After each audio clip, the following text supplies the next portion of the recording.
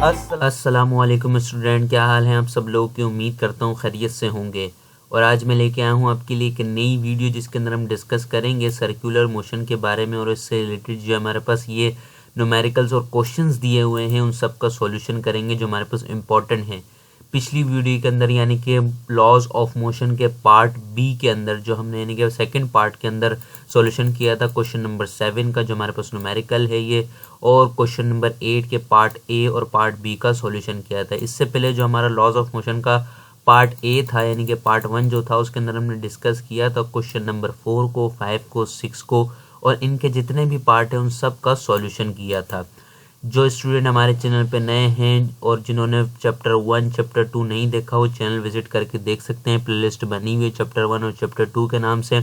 Chapter 3 की भी playlist बनी हुई है और उसके अंदर ये सारी चीज़ें वीडियोस मौजूद हैं। पार्ट 1 और पार्ट बी का यानी कि लॉज ऑफ मोशन से के जो हमारे पार्ट 1 और पार्ट बी हैं उसका लिंक आपको डिस्क्रिप्शन में मिल जाएगा। जिन्होंने नहीं देखा वो जाके देख सकते हैं। चलते हैं जी अपनी वीडियो के अंदर जिसके अंदर हम डिस्कस करेंगे सर्कुलर मोशन को। तो सर्कुलर मोशन का हमारे पास सबसे पहला जो सवाल है यानी कि क्वेश्चन नंबर 9, एक ही क्वेश्चन है इसके अंदर, उसके पार्ट दिए हुए हमारे पास। कितने पार्ट हैं? 4 पार्ट हैं हमारे पास। तो इन सब का सॉल्यूशन करते हैं। सबसे पहले पार्ट को स्टडी करते हैं।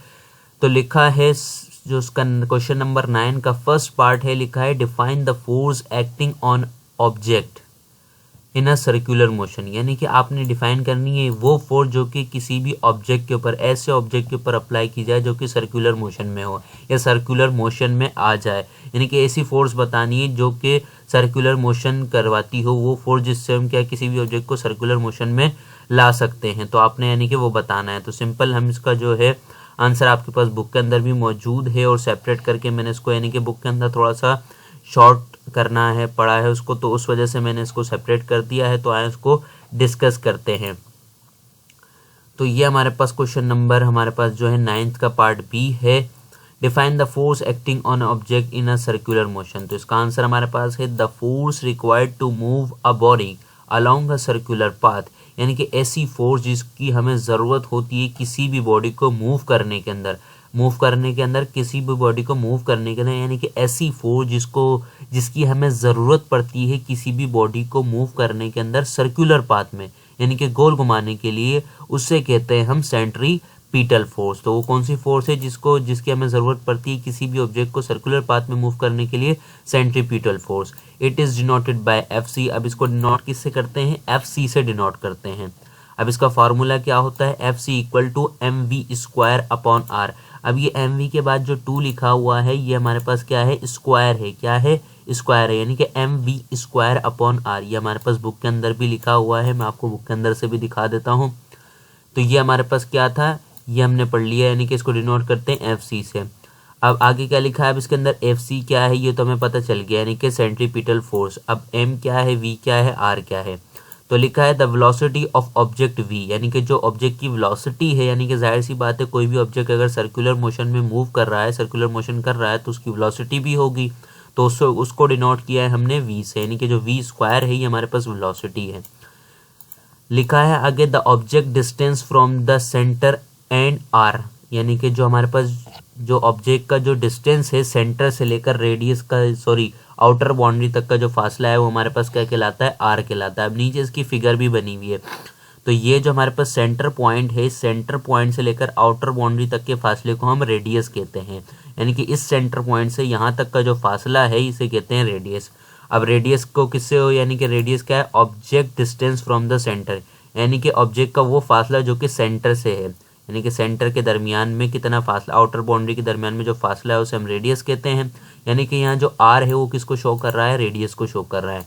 एंड द मास M, यानी कि ऑब्जेक्ट का जो मास है वो किसको शो कर रहा है? M को शो कर रहा है। तो ये था हमारे पास इसका आंसर। अब इसको मैं आपको बुक के अंदर से बता देता हूँ कि बुक के अंदर कहाँ है ये।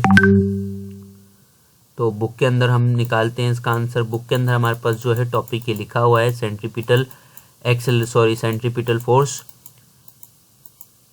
तो ये हमारे पास आ गया से यूनिफॉर्म सर्कुलर मोशन, टॉपिक 3.3 के अंदर हमारे पास लिखा हुआ है क्या चीज़? Centripetal force. तो ये हमारे पास यहाँ लिखा हुआ है ये फार्मूला, ये हमारे पास इसका आंसर लिखा हुआ है, वही चीज़ लिखी हुई है जो हमने अभी स्टडी की है, ये इसका फार्मूला लिखा हुआ है, यानी कि FC equal to mv² upon R. ये हमारे पास क्या है, इसका आंसर है, जो कि मैंने आपको सेपरेट करके बता दिया। इसी के अंदर से मैंने इसको शॉर्ट किया है बुक के अंदर से।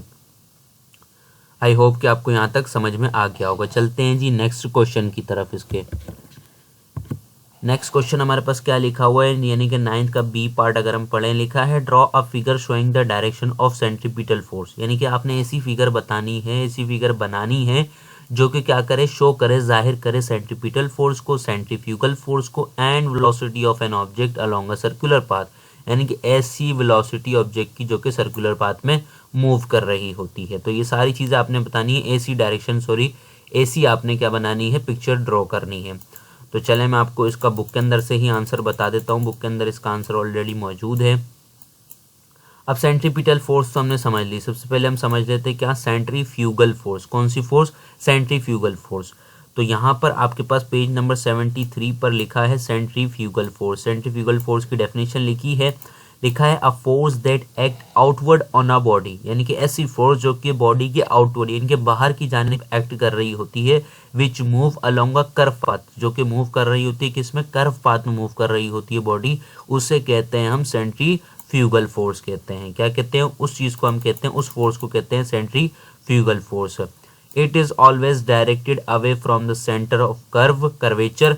यानी कि ये जो होती है कहाँ पे लगती है, always directed centre of curvature, यानी कि सेंटर के कर्वेचर पे यहाँ पे सेंट्रीफ्यूगल फोर्स लगती है। The magnitude of centrifugal force is equal but opposite in direction to centripetal force. यानी कि इसका जो मैग्नीट्यूड होता है सेंट्रीफ्यूगल फोर्स का, वो बराबर तो होता है, लेकिन अपोजिट किसके होता है, डायरेक्शन टू सेंट्रीपिटल फोर्स। यानी कि जिस जगह पे सेंट्रीपिटल फोर्स की डायरेक्शन होगी, उसकी अपोजिट जाने पर क्या होगा, ये सेंट्रीफ्यूगल फोर्स होगी। यानी कि ऐसी फोर्स जो कि इनवर्ड लगे वो हमारे पास सेंट्रीपिटल है, और ऐसी फोर्स जो कि आउटवर्ड लगे वो हमारे पास सेंट्रीफ्यूगल है। आसान से इसका ये हमारे पास कॉन्सेप्ट है जो आप समझ सकते हैं। अब इसकी फिगर बनानी है, तो फिगर क्या है, यही हमारे पास पेज नंबर 72 पे फिगर बनी हुई है हमारे पास। ये जो फिगर आपको दिख रही है, ये ही सिंपल आपने फिगर ड्रॉ करनी है। इसके अंदर सारी चीज़ें बताई जा रही हैं। ये हमारे पास ऑब्जेक्ट है, मास लिखा हुआ है, इसकी वेलोसिटी की डायरेक्शन भी लिखी हुई है, बनी हुई है। आपके पास फोर्स भी है, रेडियस भी बता दिया है, सेंट्रीपिटल फोर्स भी बता दिए कहाँ है, और सेंट्रीफ्यूगल फोर्स भी बता दी है, और सेंट्रीफ्यूगल फोर्स भी बता दिए किस जानिब है। तो ये हमारे पास इसका आंसर है। यानी कि आपने फिगर बनानी थी ऐसी इसके अंदर सारी चीज़ें हों, तो ये हमने सारी चीज़ें बता दी, सेंट्रीपिटल भी, सेंट्रीफ्यूगल भी, फोर्स भी, मास भी, वेलोसिटी भी और रेडियस भी। वैसे ये इसके अंदर फिगर बनानी है तो ये बोर्ड के अंदर आते नहीं है, लेकिन फिर भी मैंने आपको इसका सॉल्यूशन करवा दिया है क्योंकि ये ऑलरेडी बुक के अंदर मौजूद था। तो हमने यहाँ पर सेंट्रीपिटल और सेंट्रीफ्यूगल दोनों फोर्सेस को समझ लिया है। अब चलते हैं जी इसके नेक्स्ट क्वेश्चन की तरफ। तो नेक्स्ट क्वेश्चन हमारे पास क्या लिखा हुआ है, इसको एक्सप्लोर करते हैं। नेक्स्ट क्वेश्चन हमारे पास यानी कि सी पार्ट, इसका क्या लिखा है, a car is running on a circular part of a highway having about 1000 metre radius. ये हमारे पास न्यूमेरिकल आ गया है। वो कह रहे हैं कार है जो कि रनिंग कर रही है सर्कुलर पार्ट के अंदर हाईवे पर, जिसका जो रेडियस है वो कितना है, 1000 मीटर का रेडियस है।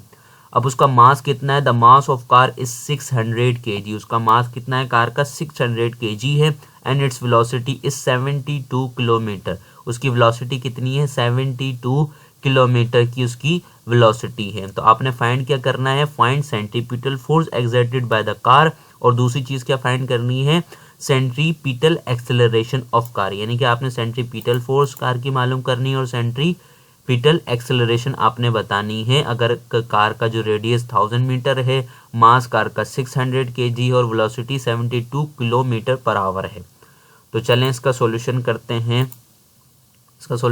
हैं, इस न्यूमेरिकल का। तो सबसे पहले हम क्या बनाएंगे, डेटा बनाएंगे इसका। सबसे पहले डेटा के अंदर जो हम चीज़ें लिखेंगे, डेटा के अंदर क्या चीज़ें लिखेंगे, सबसे पहले जो हमें मालूम की बताया गया, उन्होंने रेडियस बता दिया जो कि हमने लिख दिया, मास बता दिया और वेलोसिटी बता दी। अब क्या है, वेलोसिटी का यूनिट तो मीटर पर सेकंड होता है, हमने पढ़ा है पीछे सेकंड चैप्टर के अंदर। अब यहाँ पर किलोमीटर पर आवर लिखा हुआ है, तो इसको क्या करेंगे, कन्वर्ट करेंगे मीटर पर सेकंड में। कैसे कन्वर्ट करेंगे, अब सिंपल यहाँ पर क्या लिखा है, 72 के बाद क्या लिखा है, के। अब के का मतलब सभी जानते क्या होता है, 1000 होता है। तो 72 के बाद क्या आ जाएगा, 1000 आ जाएगा। तो 72 मल्टीप्लाई बाय 1000। अब आपने क्या लिखना है, मीटर तो हैगा, इसके अलावा क्या है आगे, आवर्स है। तो आवर्स यानी कि 1 घंटे के अंदर कितने सेकंड होते हैं, तो कितने सेकंड होते हैं, 1 घंटे के अंदर 3600 कितने होते हैं, सेकंड होते हैं। उससे हमने इसको क्या करना है, डिवाइड करना है। अगर किलोमीटर को आपने मीटर पर सेकंड में कन्वर्ट करना है तो सिंपली आपने उस वैल्यू को मल्टीप्लाई करवाना पड़ेगा 1000 से और डिवाइड करना पड़ेगा 3600 से। तो जब हम इसको मल्टीप्लाई करवाएंगे और डिवाइड करवाएंगे तो हमारे पास आंसर क्या आएगा, 20 आएगा। तो यानी कि 20 मीटर पर सेकंड इसकी क्या हो गई, वेलोसिटी हो गई। तो ये हमने इसको कन्वर्ट कर लिया, किलोमीटर पर आवर को मीटर पर सेकंड में कन्वर्ट कर लिया। अब आपने फाइंड क्या करना है, सेंट्रीपिटल फोर्स। हमने भी अभी पढ़ा है सेंट्रीपिटल फोर्स को किससे डिनोट करते हैं, एफ सी से। अब वो बोल रहे हैं सेंट्रीपिटल एक्सेलरेशन यानी कि एफ ए, सेंट्रीपिटल एक्सेलरेशन आपने मालूम करनी है।